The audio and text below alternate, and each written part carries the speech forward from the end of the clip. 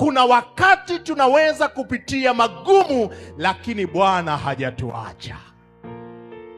Bwana hajakuacha. Unaweza ukawa unalia machozi sasa, lakini Bwana hajakuacha.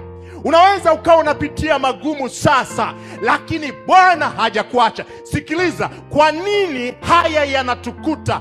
Paulo anasema kusudi lake Mungu kuruhusu tupitie haya ni ili tusijitumainie sisi wenyewe nafsi zetu. Jamani, Bwana Yesu asifiwe. Hebu soma, anasema naam, ndio, sisi wenyewe tulikuwa na hukumu ya mauti katika nafsi zetu. Kwa nini sasa? Ili tusijitumainie nafsi zetu. Tusijitumainie nafsi zetu, bali tumtumaini Mungu awezaye kuwafufua hata watu gani? Wafu. Jamani, tuna Mungu aliye hai.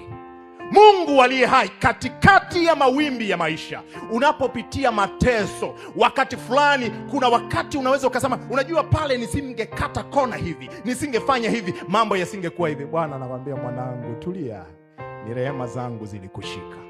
Ili tusijitumainie nafsi zetu.